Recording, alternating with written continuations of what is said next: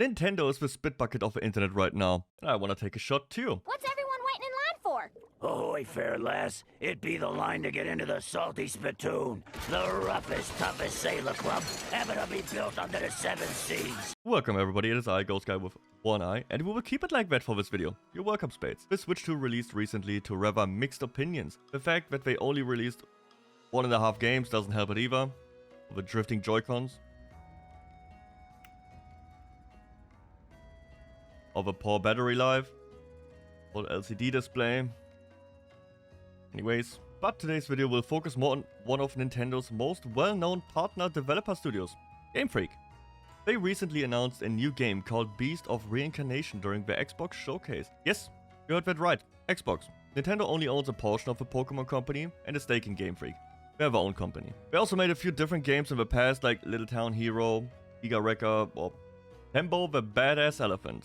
The games haven't been that great outside of the Pokémon franchise, and lately, that is debatable. So it surprised a lot of people that they are capable of making an actual good-looking video game. I personally don't have high hopes for Beast of Reincarnation, because I'm the biggest hater when it comes to Game Freak. They are, in my opinion, one of, if not, the worst major development studio in the gaming industry. They have an infinite money supply, and the Pokémon games still look like they are 2 decades old. Oh, but Deddo, the games need to line up with the TV shows and the toy releases, so they only have a year per game. Then make more teams would work on Pokémon games, so each has at least 2 or 3 years time. They are the biggest, most successful IP in the world. Make it 5 teams, so each has 5 years time to make a good game. They made an estimate $150 billion in revenue over their lifetime. It surely can't lack on funds. Unless the shareholders have cocaine and hooker parties like every 5 seconds on a new yacht delivered by golden helicopters to a private island in the sky or some shit. Anyways, this tweet sparked up a conversation about Game Freak and the quality difference of this new game and the Pokémon game. By Pori, both of these are Game Freak games. LMFAO, the Pokémon fanbase about to get toxic. This one almost got 1 million views as of today. And we got comments like these. Well, I can understand why people would be mad. They just exposed themselves that they can make good looking games and just don't for Pokemon. I don't want a realistic Pokemon game, but I do want something that looks good, and this shows they can do that. So why aren't they? We got Killick here. The Pokemon fanbase did it to themselves. Continued to buy the watered down gruel with each successive game. I'm guilty of this too. Nintendo makes millions of us for next to no effort. The fanbase should demand even half of that quality or refuse to buy the next slop. That's never gonna happen. Nintendo fans are like a cult, especially Pokemon fans. They will just buy it because the name is on it.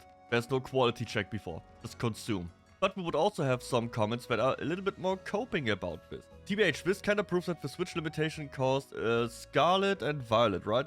To not be as good as it could have been. And that is a massive cope. Because as this user highlights, take Xenoblade Chronicles and Pokemon. Well, yes, different studios and artwork style.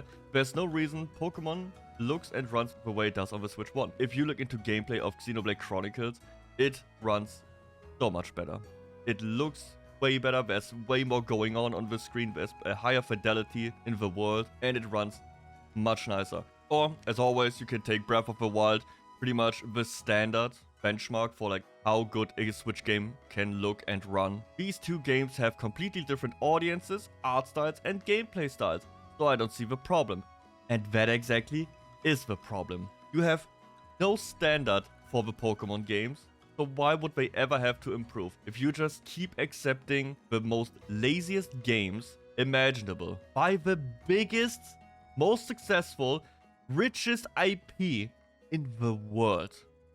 It is pathetic, man. I also found this funny little clip here that shows the old Pokemon games on the Switch 2, and this person really glazes that the windmill is now moving and not at 2 FPS, and I don't know if this is satire or if this is real. I hope it's satire. This is the first place I had to go and see what this windmill looks like. Oh my god, it's so smooth. Look at it go. That windmill isn't in 2 frames per second anymore. I'm so proud. I can't believe they did it. I can't believe they fixed it. Alright, before we wrap things up, here's what I'm thinking. Maybe this new game is a shift in Game Freak, so it's interesting to see how it turns out. I personally won't buy it on release. I will wait for some reviews and watch some gameplay first. I think it's pathetic how Pokemon games look and run so badly, and it's even more pathetic that people keep buying them. Nintendo has successfully weaponized nostalgia. Let me know what you think about this in the comments below, and if you find something interesting or crazy on Twitter, feel free to tag me, like and subscribe, follow me on Twitch and Kick, links are below, and I see you in the next one. Bye!